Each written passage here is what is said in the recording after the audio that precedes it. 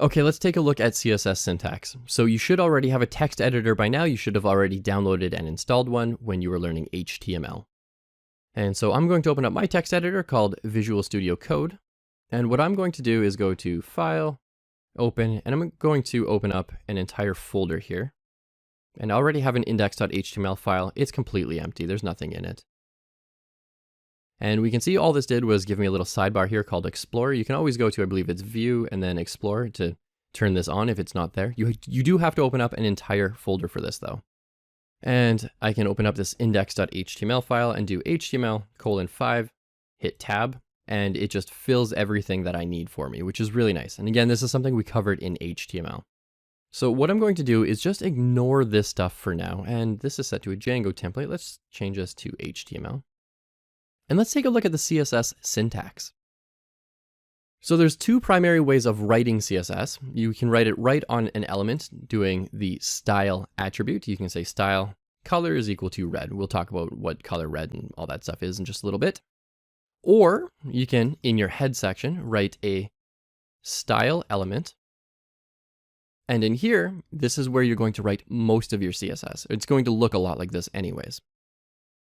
So you have some sort of selector, and I'm going to make this even bigger here. You have some sort of selector, curly brace, the property name, colon, and then whatever the value is going to be, semicolon. And then if you wanted a second one, you could do like property2, colon, value2, semicolon. And so this fella here is always your selector. And from here, all the way to here, this is called a declaration, where you have a property, a colon, a value, and then a semicolon. And always make sure you have that semicolon. And so this is what your declaration looks like. So whenever I say declaration, I'm talking about a property and a value together. So as an example, we could just go ahead and delete this, and we could say body, and that's going to target this body element. We'll talk about selectors and stuff a little bit later. I just want to show you what this looks like for now.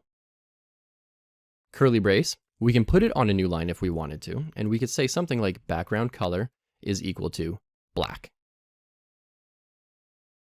And let's go ahead and get rid of this. And I'm just going to load this page up in Google Chrome by going to File, Open File.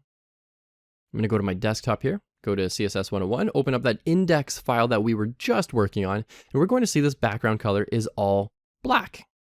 And usually by default, it's white. And so this is what CSS does. It lets us do little things like this. So there's nothing to do, nothing to learn. I just really wanted to show you what the syntax looks like. Really, it's just some sort of selector. You're going to select like your body element, curly brace, closing curly brace, and between it, we have a declaration. And a declaration is made of some sort of property type. Then it has a colon, and then some sort of value, and then a semicolon. And we could put another one on here on a second line. Color is equal to red if we wanted to. And then we could put a third one here. Third value. And we could do this on and on and on. So again, nothing to learn. Let's go ahead and get started with that next lesson where we actually start diving into CSS a little bit more and get a little more hands-on with this.